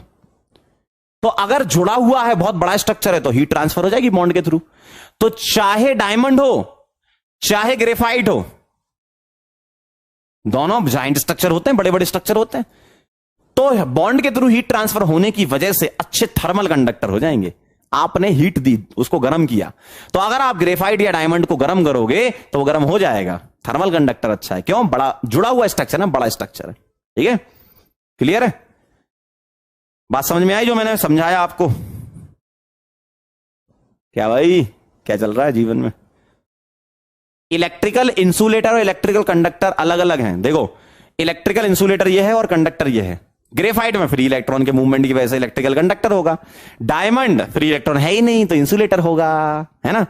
और अगर थर्मल कंडक्टिविटी की बात करूं तो हीट करा दिया आपने, जुड़ा हुआ स्ट्रक्चर है, बड़ा स्ट्रक्चर होता है, तो मान लो एक कार्बन को हीट मिली, उसने आगे बॉन्ड में ट्रांसफर कर दिया, आगे ट्रांसफर होती जा रही होती जा रही होती जा रही होती जा रही है ना। क्लियर? बहुत बढ़िया, एक एग्जांपल से समझाता हूं। देखो, मान लो मेरे पास ये है कार्बन, ठीक है, ये मैंने डायमंड बना दिया। डायमंड में एक कार्बन 4 कार्बन से जुड़ा होगा, है ना, ऐसे। ये टेट्राहेड्रल होता है ना, ये तो ऐसा इस तरीके से जुड़ा होगा 4 कार्बन से, ऐसा बड़ा सा स्ट्रक्चर होगा। मान लो तुमने यहां इसको हीट दे दी, इसको तुमने हीट सप्लाई कर दी, तो ये क्या करेगा, आगे हीट ट्रांसफर कर देगा, ये आगे कर देगा ऐसा, तो ये गर्म होता जाएगा, और क्या, इस तरीके चलता रहेगा। क्लियर? चलो, बहुत बढ़िया बेटा। तो ये बहुत इंपॉर्टेंट पॉइंट थे, 2 मैंने बता दिए। ठीक है, अब आपकी थ्योरी एकदम खत्म, अब प्रैक्टिस करेंगे। इतनी ही थ्योरी आपको पढ़नी थी। देखो कितना आसान है, ये आप 11th का पढ़ सकते थे, है ना, लेकिन मैं एक अच्छा इंसान हूं तो मैंने आपको फिर से पढ़ा दिया। अब आप जरा आए और मुझे बताएं क्या लगता है आपको, बोलो।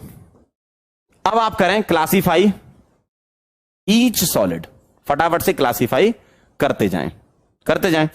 आपके पास 4 ऑप्शन है, क्या क्या? आयोनिक, मॉलिक्यूलर, कोवेलेंट या नेटवर्क, और एक और कौन सा था, मेटेलिक। इन 4 में से आपको लिखते जाना। ठीक है, ये आपके सामने ऑप्शन मैंने दे दिए, फटाफट से लिखते जाओ। बताओ जरा, P4O10 क्या है? अरे अंकल, P4O10 क्या, जल्दी बोलो, जल्दी बोलते जाओ, बस मजा आ जाएगा। यहां लिखते जाएंगे अपन, है ना। बोलो, P4O10 क्या है, जल्दी बोलते जाओ, जल्दी जल्दी फटाफट से। P4O10 मॉलिक्यूल है, अरे मॉलिक्यूल होता ना, तो ये क्या हो गया, मॉलिक्यूलर, खत्म।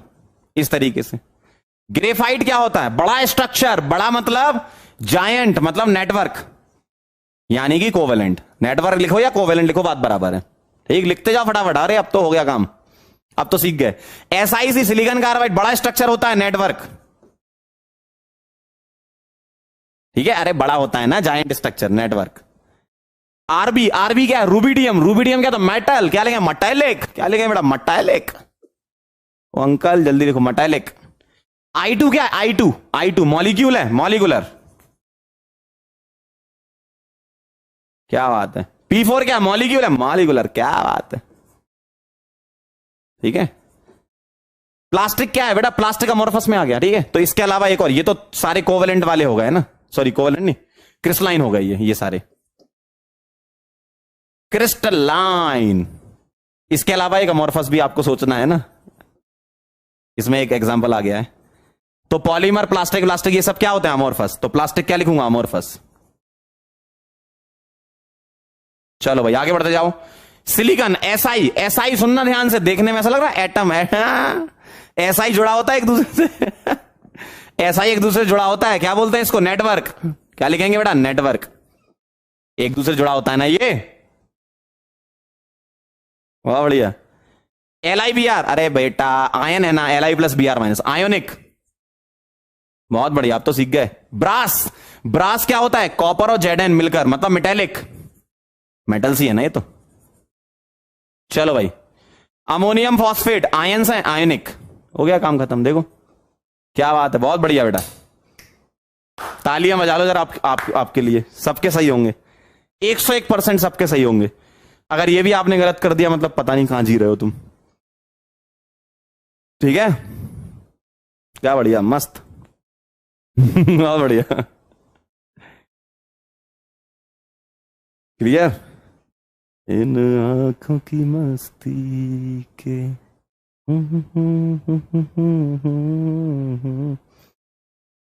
चलें क्या आगे, यस सर, आगे बढ़े, आगे बढ़े, बहुत बढ़िया, बहुत सही। अब ये कह रहे हैं 11th एक्सप्लेन बेटा, NH4 प्लस और PO4 3 माइनस, आयनिक में आते हैं ना। चलो बेटा आगे बढ़ते हैं, अब बढ़ते जाओ। आइए आपका इंतजार था, फटाफट से मैच द कॉलम, मैच कराओ जल्दी जल्दी, match the column, column match करेंगे, कॉलम मैच करेंगे। आओ आओ, कहां जा रहे हो यार, आओ।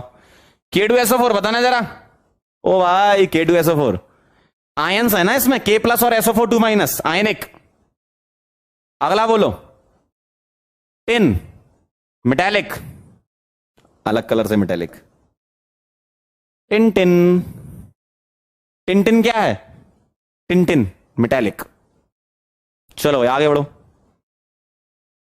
बेंजीन क्या है, C6H6 मॉलिकुलर, अलग कलर से है ना, अच्छा लगेगा।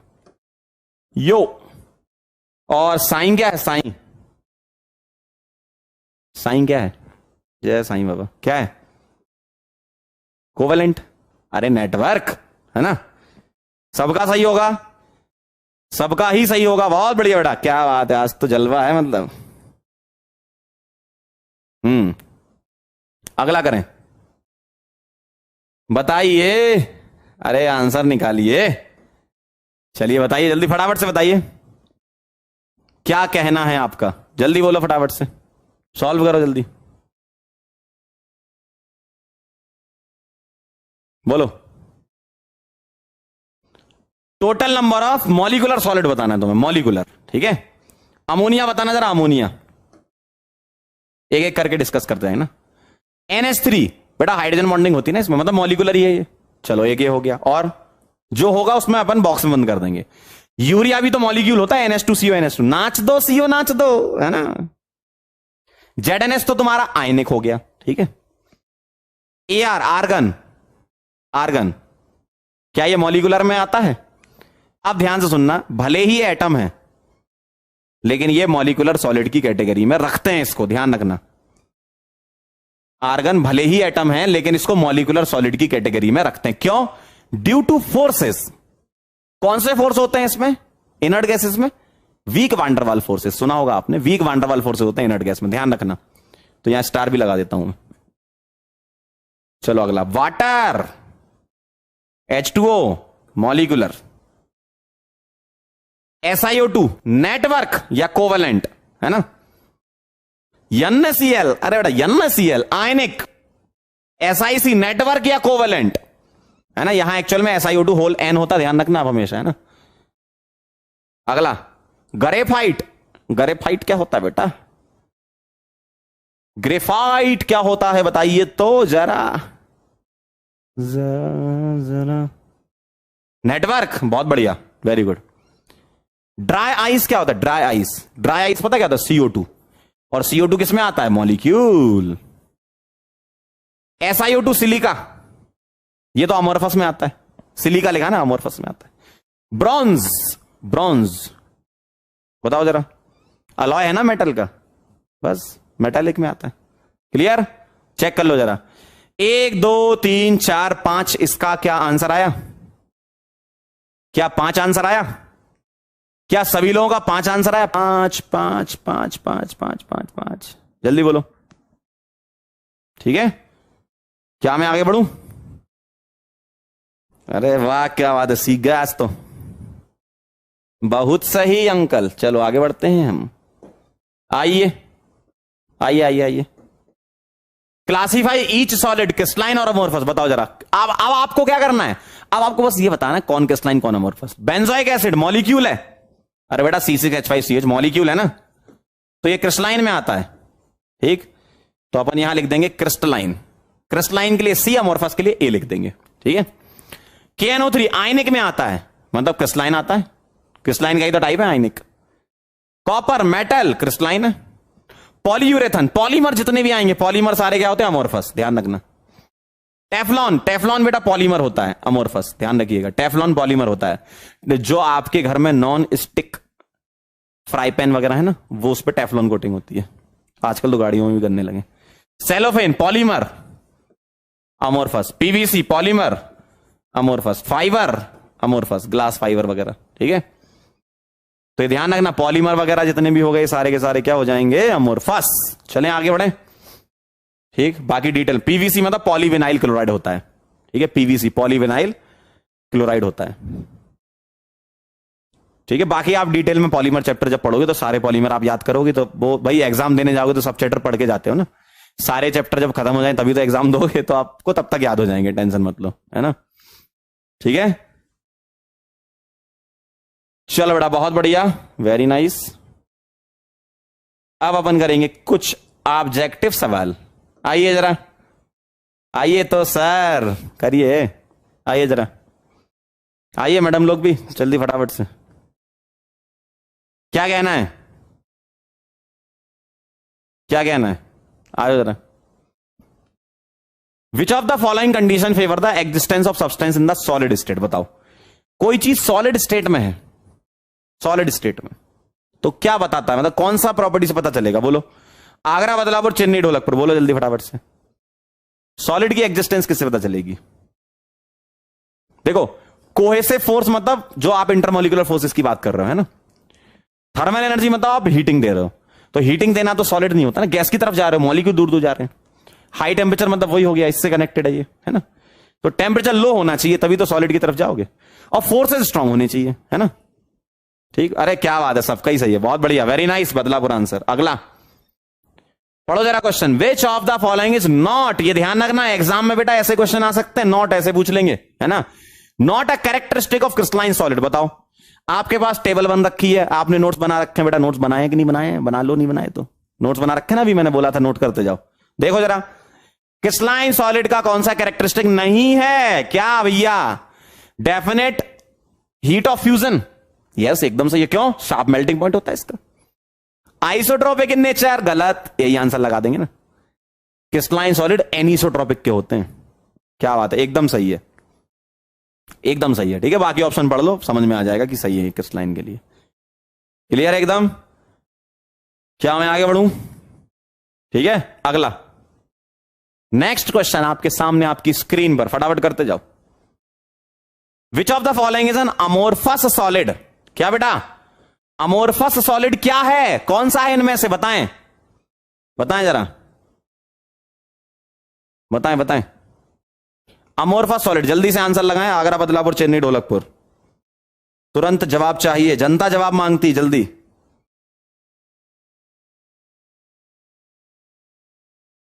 फटाफट से बोलें।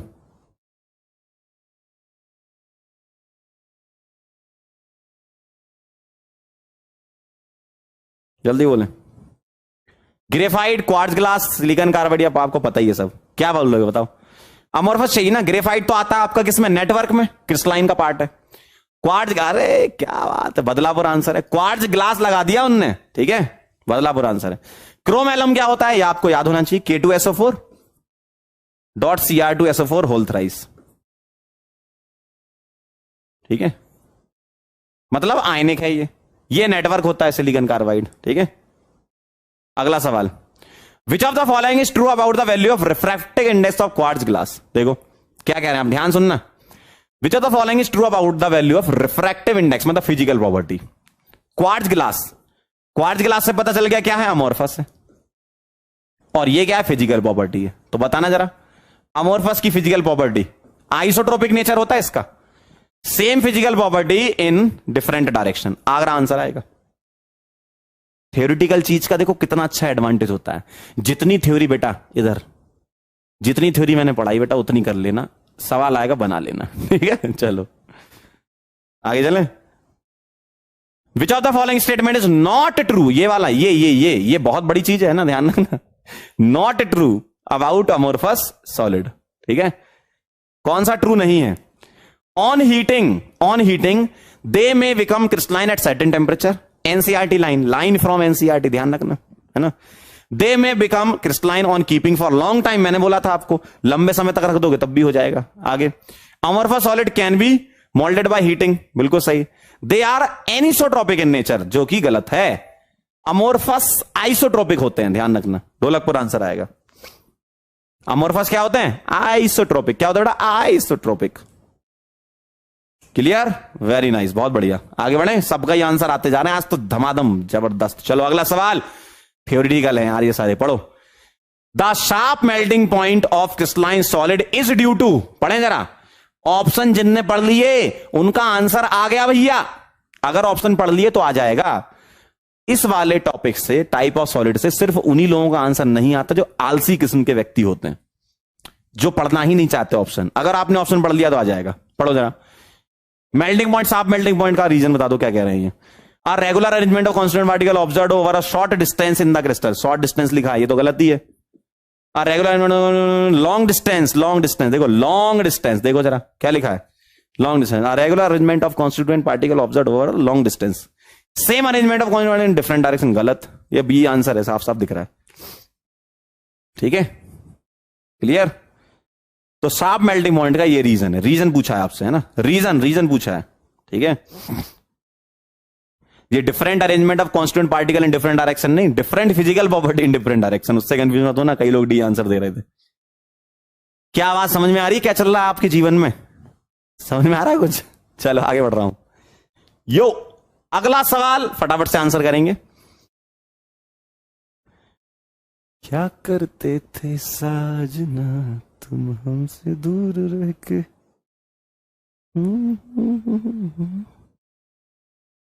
दिल न जानिया, आंसर करो जल्दी।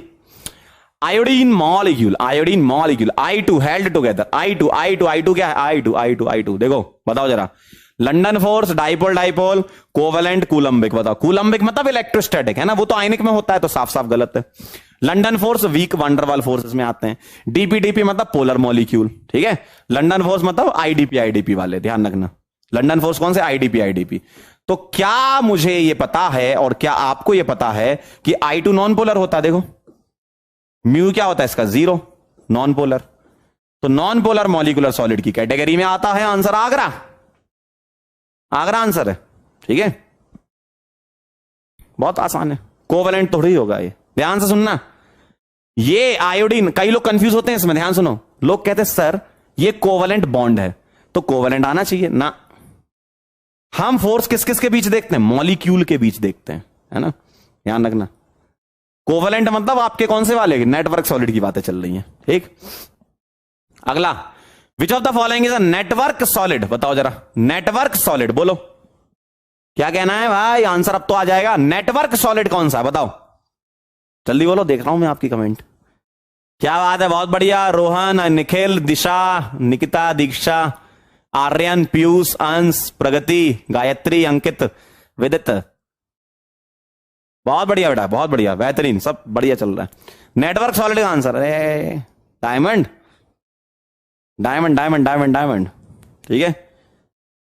अगला सवाल बताएं जरा, which of the following solid is not an electrical conductor? कौन सा इलेक्ट्रिकल कंडक्टर नहीं है? नॉट एन इलेक्ट्रिकल कंडक्टर, जल्दी बोलो, जल्दी से बताएं। इलेक्ट्रिकल कंडक्टर कौन सा नहीं है? जो इंसुलेटर है, ध्यान रखिएगा, जो इंसुलेटर है। बताइए बताइए बताइए, क्या लग रहा है आपको आंसर? जल्दी से बोलें, फटाफट से आंसर बताएं। आगरा, बदलापुर, चेन्नई, ढोलकपुर। देखो H2O सॉलिड तो आइस हो गया, मतलब मॉलिकुलर। मॉलिकुलर तो सारे इंसुलेटर होते हैं ना, तो ये मॉलिकुलर और ये मॉलिकुलर, इंसुलेटर, CND, ठीक है। मॉलिकुलर सॉलिड्स आर इंसुलेटर, ठीक है, क्लियर, ठीक। मॉलिकुलर सॉलिड क्या होते हैं? इंसुलेटर।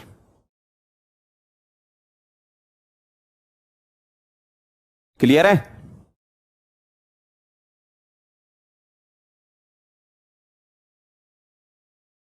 क्लियर, बना लोगे क्वेश्चन, है ना? तो इस टाइप के सवाल थे जो मैं लाया था आपके लिए। अगला करो, नेक्स्ट। थोड़े से ही बचे हैं बस। क्या बात है, बहुत बढ़िया, फटाफट फटाफट कर लो। अगला, नेक्स्ट क्वेश्चन आपके सामने, बताओ जल्दी फटाफट से। Which of the following is not the characteristic of ionic solid? Question पढ़ो और आंसर करो, है ना, तभी आपका आंसर आएगा।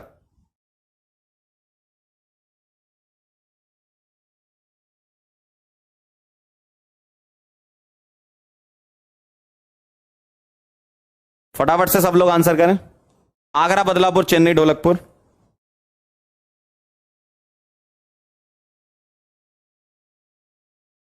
फटाफट से आंसर करें, क्या लग रहा है?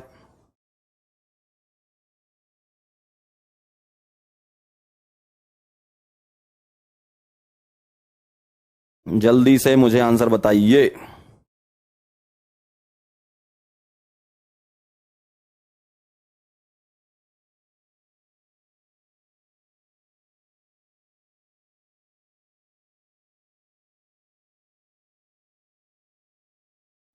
Very low value of electrical conductivity, बताओ क्या कहते हो? सब लोग आगरा बोल रहे हो क्या? मैं देख रहा हूं आपके स्क्रीन थोड़ी दूर पड़ रही है, फोन में देख लेता हूं। आगरा कह रहे हैं सब लोग। ब्रिटल नेचर होता है क्या आयनिक बॉन्ड का? अच्छा बेटा, बहुत बढ़िया देवांश। हम्म,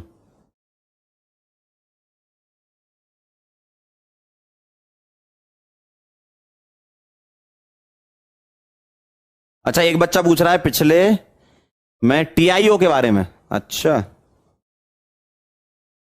पिछले में TiO, टाइटेनियम ऑक्साइड, ध्यान से देख लेते हैं।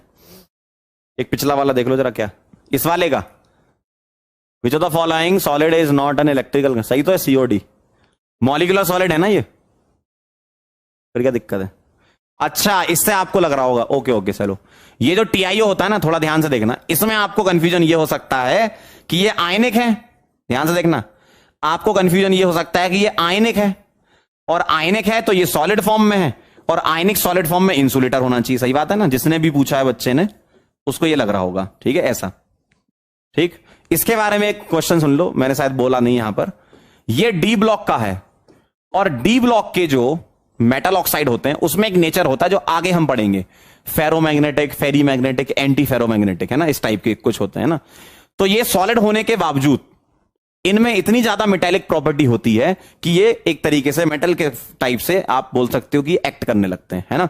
तो ये कंडक्टर की तरह काम करने लगते हैं। D ब्लॉक के मेटल ऑक्साइड्स के बारे में बात कर रहा हूं मैं, है ना। अगर यहीं पे NaCl सॉलिड लिखा होता तो ये इंसुलेटर में आ जाता, ध्यान रखना, है ना। तो जिसने भी पूछा है एकदम सही क्वेश्चन पूछा है। तो TiO2 क्या होता है? D ब्लॉक मेटल है, और ये कंडक्टर होता है, ध्यान रखिएगा। इसके बारे में डिटेल में हम बात करेंगे, एंटी फेरो, या फिजिक्स में पढ़ते ही हो मैग्नेटिक इफेक्ट वगैरह में, है ना, तो वहां से भी आपको क्लियर आ जाएगा ये। ठीक, तो ऐसा होना चाहिए था, ऐसा नहीं होता है। ठीक है, क्योंकि ये डी ब्लॉक से बिलोंग करता है और उसमें इतना ज्यादा मैग्नेटिक कैरेक्टर होता है कि वो मेटल के फॉर्म में मतलब आप उसको याद ही रख लो कि मेटल एक फॉर्म में भी एग्जिस्ट कर सकता है। ठीक है, चलो अब मैं आगे बढ़ता हूं। तो इसका I2 और वाटर सही आंसर है। इसका क्या दे रहे थे आप answer? Brittle nature, very strong force of water, anisotropic nature, not the characteristic पूछा है ना। Very low value of electrical conductivity in molten state, यही आंसर आ जाएगा। क्यों? मॉल्टन या फिर फ्यूज स्टेट या पानी में डाल दो उसको तो आयंस के फॉर्म में होगा, और आयंस के फॉर्म में होगा तो भागने लगेगा। ठीक है, क्लियर? चलो भाई आगे बढ़ते हैं। अगला सवाल आपके सामने आपकी स्क्रीन पर आ रहा है, ये बताएं। Graphite is a good conductor of electricity due to the presence of, बोलो बोलो बोलो बोलो बोलो। Graphite is a good conductor of electricity due to the presence of, बताया तो था, फ्री इलेक्ट्रॉन के मूवमेंट की वजह से। ग्रेफाइट में फ्री इलेक्ट्रॉन का मूवमेंट होता है। बदलापुर आंसर आ रहा है क्या आपका? चेक करो, सबका आ रहा है? वेरी नाइस, वेरी गुड, बहुत बढ़िया। अगला सवाल,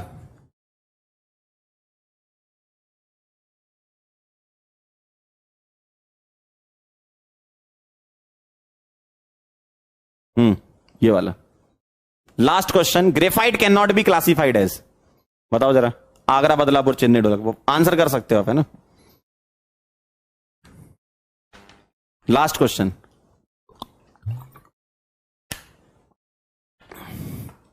इसमें एक दो क्वेश्चन फेरो एंटी फेरो वाले भी आ गए थे, तो उसको जब बाद में अपन पढ़ेंगे तब कर लेंगे। चलो फटाफट से लास्ट क्वेश्चन कर लो, जितना आज पढ़ा उसमें इतना ध्यान रखना है। बताओ क्या लग रहा है? कैन नॉट, देखो नॉट आ गया ना जहां पर बेटा, नॉट आ गया। क्या आ गया? नॉट। बताओ जरा। कंडक्टिंग सॉलिड बोल सकते हो इसको, क्यों? इलेक्ट्रिसिटी कंडक्ट करता है।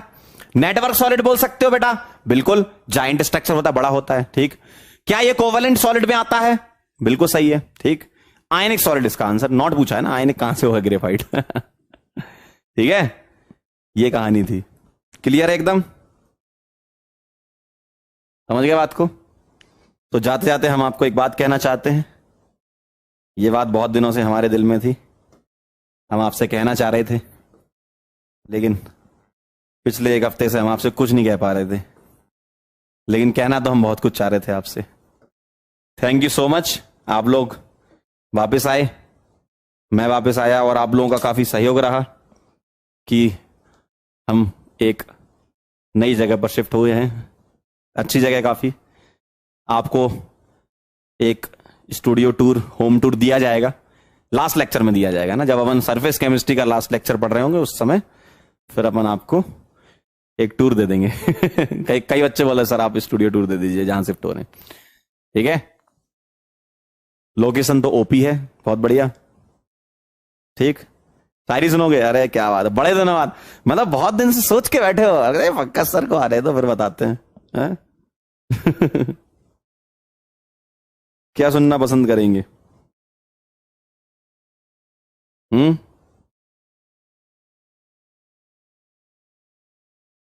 एक दो बच्चों ने भेजी तो थी अच्छी अच्छी।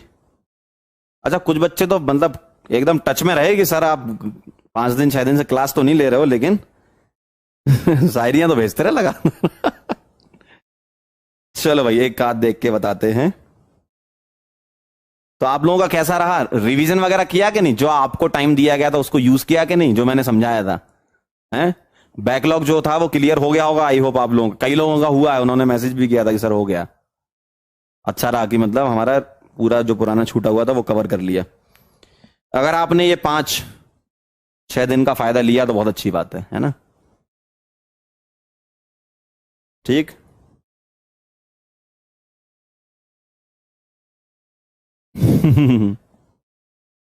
एक बच्चे ने भेजा बहुत बेहतरीन, क्या बेहतरीन, मतलब पढ़ के ही मजा आ गया। सुनो जरा ध्यान से, प्यार मोहब्बत वाली है, संभाल लेना। दिल टूट गया है अब बवाल क्यों करें, दिल टूट गया है अब बवाल क्यों करें, खुद ही पसंद किया था आप सवाल क्यों करें। मतलब ये कुछ ज्यादा गहराई में हो गई। और सुनोगे एक आध?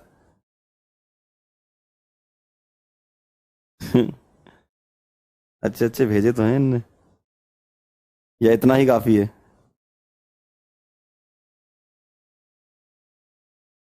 एक ने तो पूरी कविता ही लिख दी थी। कविता नहीं सुना सकता उसमें, बहुत बहुत सारी चीजें लिखी हैं।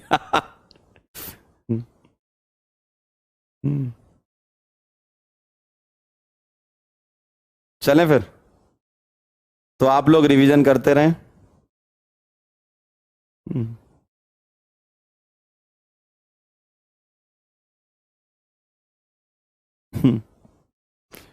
दो चार तो कुछ ज्यादा ही खतरनाक है। लोग कहेंगे सर आप मजाक उड़ा रहे हो हमारा। लोग कहेंगे सर मजाक उड़ा रहे हो आप, बहुत ज्यादा खतरनाक है।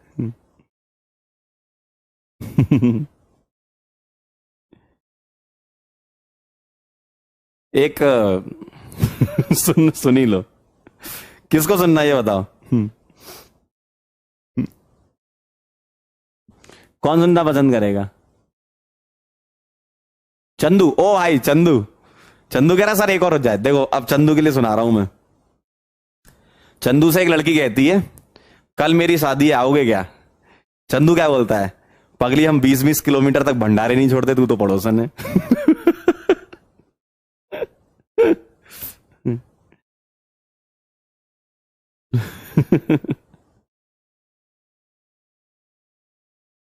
चलो भाई, इतना काफी है। चंदू ओपी।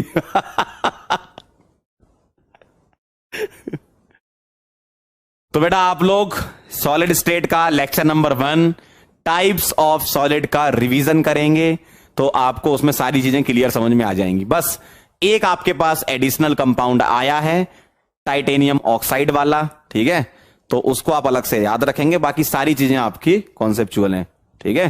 टाइटेनियम ऑक्साइड आप अलग से उसको ध्यान रखेंगे, वो आगे आप जब पढ़ोगे, वैसे तो फिजिक्स में ही पढ़ोगे, एंटी फेरो फेरो वगैरह, तो आपको क्लियर समझ में आ ही जाएगा, ठीक। चलो भाई मुलाकात करते हैं फिर बेटा नेक्स्ट लेक्चर में, और वहां से शुरू होगी सॉलिड स्टेट की मेन कहानी। ये तो आपने देखा ही होगा, बहुत सारा केमिकल बॉन्डिंग चला जा रहा था आज, है ना, लेकिन फिर भी मैंने रिवीजन करा दिया और आपने मुझे थैंक यू बोला, उसके लिए मैं आपको बहुत बड़ा वाला थैंक यू बोलता हूं, है ना। थैंक यू का भी थैंक यू बोल दिया अपन ने। और क्या करना था, क्यों, और क्या करना था? कुछ मैं सोच रहा था, मैं भूल ही गया। कुछ बोल तो रहा था मैं, क्या बोल रहा था? भूल ही गया मैं, क्या बोल रहा था? अरे को बहुत अच्छी बात बोल रही तुम लोगों से, याद नहीं आ रहा, चलो ठीक है, कल याद आ जाएगा तो कल बोल देंगे, ठीक। चलो बेटा मिलते हैं नेक्स्ट लेक्चर में, तब तक के लिए ओके बाय।